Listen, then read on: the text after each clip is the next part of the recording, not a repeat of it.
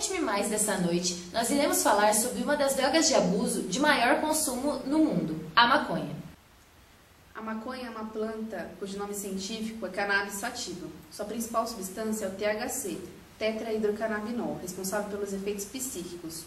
A maconha é uma droga perturbadora da atividade mental, pois ela altera o funcionamento normal do cérebro, causando fenômenos como alucinações e delírios.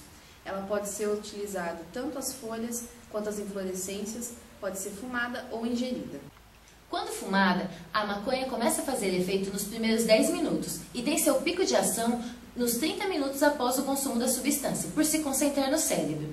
Seus efeitos se atenuam de 45 a 60 minutos após o consumo. THC é metabolizado no fígado, gerando um metabólito mais potente que ele próprio, que se acumula no tecido adiposo por ser lipossolúvel. Por esse motivo, ele fica presente na urina de semanas a meses após o uso. Cris, você sabe quais são os efeitos prazerosos que faz uma pessoa utilizar a maconha? Não, conte-me mais. A ação do THC no sistema nervoso central depende da quantidade consumida, da expectativa e do ambiente que a pessoa consome. Ele sente uma leve euforia, uma sensação de relaxamento, um aumento da percepção para a música, para o paladar e para o sexo, além da pessoa ficar mais falante e com risos involuntários.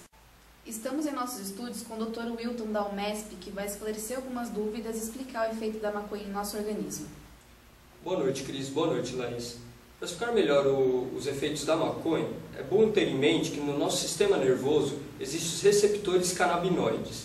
Esses receptores, quando não estamos utilizando maconha, o funcionamento deles normal não ocorre liberação de dopamina.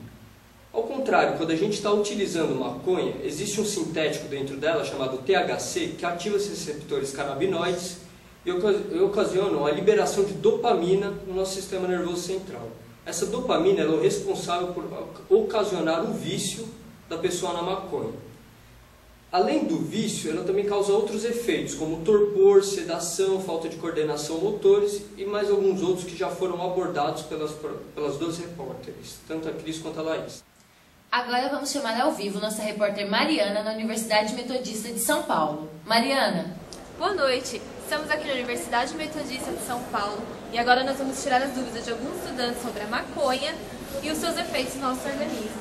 Boa noite, meninas, tudo bem? Vocês têm alguma pergunta para fazer para o Dr. Wilton, que está no nosso estúdio, sobre a maconha? Sim, eu tenho um amigo que ele é hiperativo, ele tem problemas de memória fraca. Eu fiquei sabendo que esses são um dos efeitos colaterais do uso contínuo da maconha. Isso é verdade, doutor? Sim. Entre esse estado de euforia que a própria transeunte explicou, tem outros também sintomas que a gente pode identificar numa pessoa que utiliza a maconha. Por exemplo, o olho da pessoa fica muito vermelho, os batimentos dela ficam acelerados. Ela tem esse estado de euforia, de agitação, mas logo depois ela sente um estado de sono e relaxamento. Ele também sente muita fome, que é aquela famosa larica que eles falam. Além desses sintomas, existem vários outros também que a gente pode identificar como do usuário da maconha, dependente muito da dose que ele usa. E você, tem alguma pergunta? Eu tenho. Eu ouvi dizer que a maconha não causa dependência. É verdade? Não, não é verdade. A maconha pode causar dependência sim. Só que a dependência que ela causa demora mais tempo e é menor do que em outras substâncias ilícitas como crack, cocaína, entre outras drogas de abuso também.